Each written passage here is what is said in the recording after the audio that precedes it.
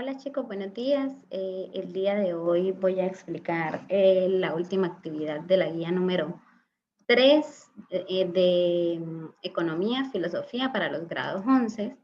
Entonces voy a intentar explicarlo brevemente para que ustedes puedan desarrollar la actividad. El tema en general se llama Género y Sociedad en Latinoamérica y lo que vamos a hacer es analizar un poquito todas estas actitudes que representan una violencia de género o todas estas actitudes que representan una discriminación en la sociedad, sobre todo teniendo en cuenta el contexto latinoamericano. Entonces, el primer tema que vamos a ver es feminismo. Y antes de empezar la clase, yo sí quisiera que ustedes me contestaran para ustedes qué es el feminismo y por qué creen que el feminismo está tan estigmatizado, por qué es ridiculizado, por qué es pormenorizado. Porque la gente suele hacer chistes del feminismo. Entonces vamos a ir al, al, al auge, a la definición de feminismo, y este es entendido como un intento de reivindicar los derechos que a las mujeres les han sido arrebatadas históricamente. ¿Qué quiere decir esto? Eh, Históricamente, las mujeres han sido relegadas a un segundo plano, se les ha prohibido participar en política, se les ha prohibido estudiar, se les ha prohibido eh, independizarse, tener independencia de sus bienes, se les ha prohibido, e incluso estadísticamente las mujeres son mucho más violentadas que los hombres, ya sea porque físicamente tienen menos fuerza, o ya sea también por las mismas necesidades y requisitos sociales. Entonces, el feminismo no es solamente esas mujeres que se desnudan y que la sociedad ridiculiza como tal. No estoy diciendo que ellas sean ridículas, simplemente que es la forma que ellas tienen para hacerse notar, porque si no lo hicieran, simplemente la sociedad las relegaría a un segundo plano. Entonces muchas veces dicen como, ¿por qué la mujer se tiene que desnudar? Es una forma de protesta. ¿Por qué la mujer se tiene que dejar que hacerlo? Es una forma de protesta. Entonces vamos a tener en cuenta algunas fechas importantes históricas en nuestro país, en Colombia, teniendo en cuenta, por ejemplo, que no es sino hasta el año 1932, que a ustedes les parecerá hace un montón de tiempo, pero eso es hace nada, hace menos de 90 años, que la mujer puede estudiar en el colegio. Es decir, las mujeres que nacían 90 años para atrás no podían estudiar en el colegio.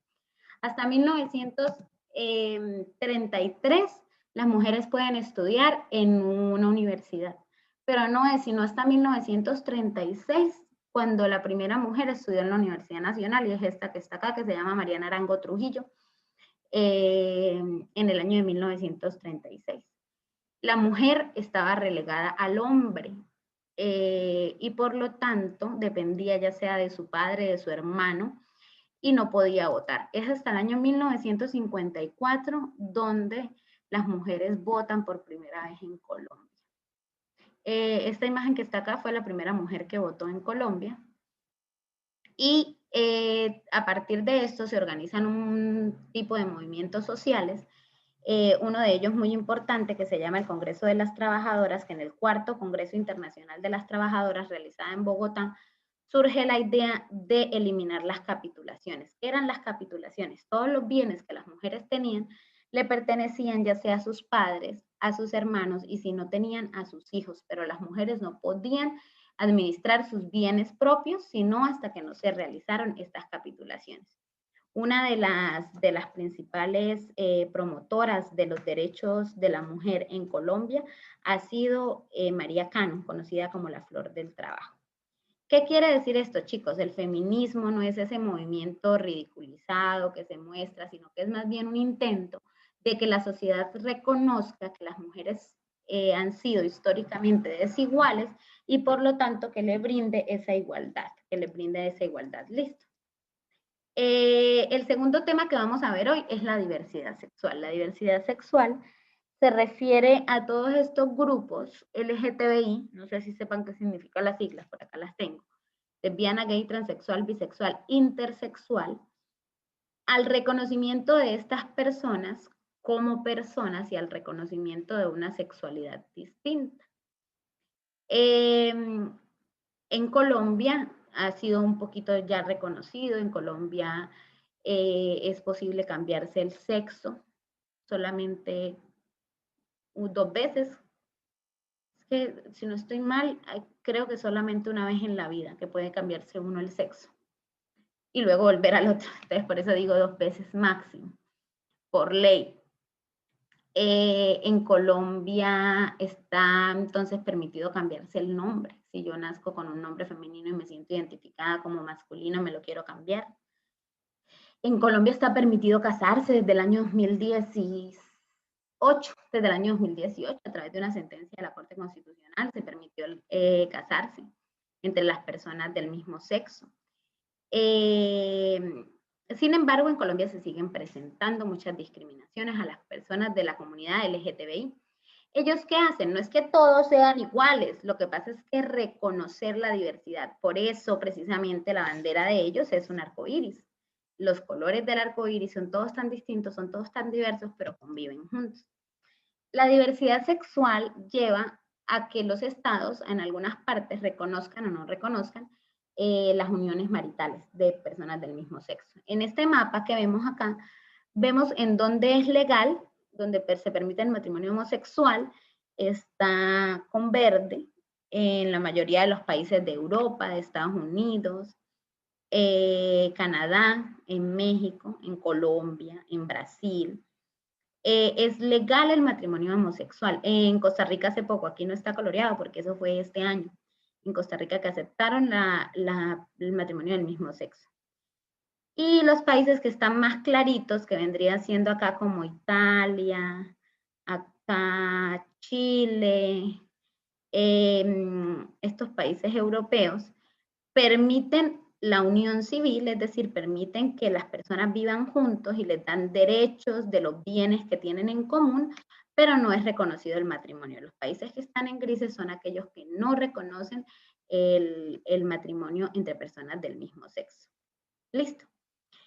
¿Qué es esto, chicos? ¿Y por qué se analiza esto desde la economía y desde la filosofía? Desde la economía nos permite entender un poquito la dinámica de las sociedades, ¿verdad? Y desde la filosofía nos permite entender un concepto muy importante que es el etnocentrismo. ¿Qué es el etnocentrismo? El etnocentrismo es el analizar otras culturas desde la propia, es decir, juzgar otras culturas desde mi percepción de la cultura, sin tener en cuenta que la mía también es una unión de un montón de culturas.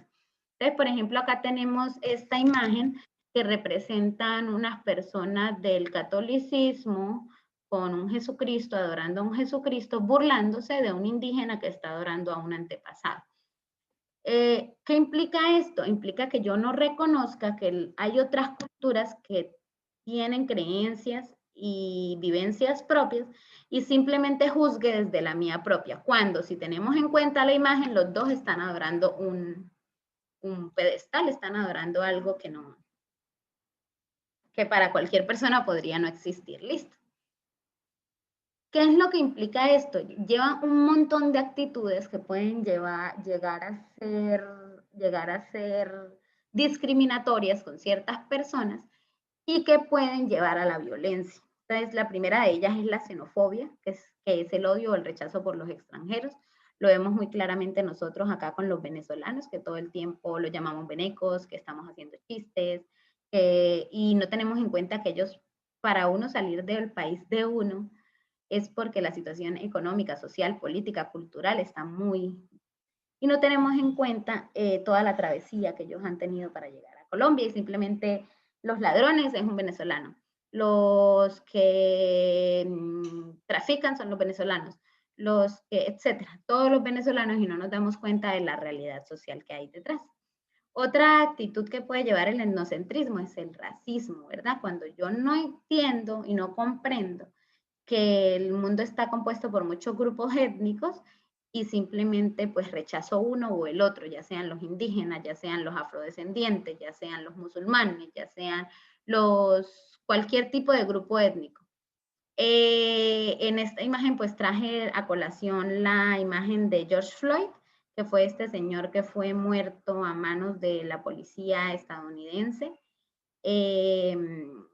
simplemente porque iba corriendo, iba trotando, y por ser negro lo pararon, y está en un video donde dice no puedo respirar, aquí dice I can't breathe, no puedo respirar, e incluso lo matan. Entonces estas son un tipo de las acciones que pueden conllevar el etnocentrismo, es decir, no reconocer que además de mi cultura, además de mi raza, además de mi grupo étnico al que yo pertenezco, hay un montón más y que todos merecen el mismo respeto. Otra digámoslo, muy extendida es el rechazo a la pobreza. Se llama aporofobia. Entonces es las personas que rechazan, ver un pobre les provoca miedo y rechazo. Digamos, nosotros que somos del tercer mundo y estamos acostumbrados a la pobreza, no lo hacemos, pero las personas del primer mundo, las personas de los países más desarrollados, sienten un rechazo, un miedo, un temor a las personas pobres y por eso, por ejemplo, no vienen a visitar estos países, por eso, por ejemplo, se abstienen de hablarles, les produce miedo, temor. Y otra también muy importante es la homofobia, que es el rechazo a la diversidad sexual. Muchas veces esta homofobia lo que representa lo disfrazan y lo dibujan, por ejemplo, cuando hacen esas campañas de yo apoyo la familia tradicional, solo papá, mamá e hijos. Entonces están rechazando a todas las familias que no son tradicionales, sin tener en cuenta que, por ejemplo, nuestra sociedad, específicamente la sociedad colombiana, las familias no son familias tradicionales, porque viven con los abuelos, con los tíos, con los primos, o los cría la madrastra o el padrastro. Entonces, todo este tipo de movimientos lo que hacen es generar un rechazo a esas personas que se sienten identificadas con alguna de las partituras de las siglas LGTBI. ¿Cuál sería la solución a todas estas? Pues el interculturalismo, que implica aceptar que hay personas diferentes, aceptar que dependiendo del lugar donde yo nazca, de quiénes son mis papás, de la historia que yo haya vivido, yo voy a tener una pertenencia étnica diferente, voy a tener una nacionalidad diferente, voy a tener unas costumbres diferentes, voy a tener una forma de vida, voy a tener una religión distinta y simplemente intentar enriquecerse a través de todas las culturas y todas las religiones para poder tomar de cada una de ellas lo mejor, a bien lo tenga.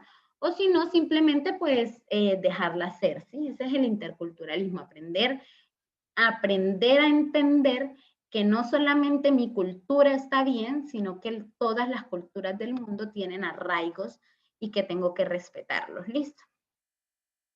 ¿Qué pasa con el interculturalismo? El interculturalismo a veces raya con los derechos humanos. Por ejemplo, estas tribus africanas donde a las niñas al nacer les cortan el clítoris. Por ejemplo, las personas musulmanas que prohíben que las mujeres estudien. Y este ya es el límite de este interculturalismo donde muchas veces los estados o las personas se ven obligadas a intervenir para intentar cambiar eso, ¿sí? Es muy difícil establecer los límites porque siempre que yo juzgo una cultura la estoy juzgando desde mi propio punto de vista y desde mi propia perspectiva. Lo importante es intentar respetarlos, intentar comprender cuáles son los fundamentos de sus actuaciones y sobre todo respetarlos y comprender la diferencia. Listo. Entonces, ¿cuál es la actividad de este tema? Van a hacer una exposición escogiendo cualquiera de estos 4 temas, ya sea la migración en Venezuela, el asesinato de líderes sociales en Colombia, el feminismo en Colombia o la discriminación de la comunidad LGTBI en Colombia y van a contestar estas 4 problemas que están acá. ¿En qué consiste la problemática? Razones que la fundamentan, es decir, si yo voy a hablar sobre la migración, entonces yo digo, no, la migración proviene de un problema económico, social, cultural en Venezuela, donde las personas están viviendo tal cosa y tuvieron que emigrar y llegar a Colombia. ¿Cuáles son las razones que la fundamentan? Entonces, en Colombia hay xenofobia. ¿Por qué? Porque las cifras dicen que los venezolanos roban, que ta.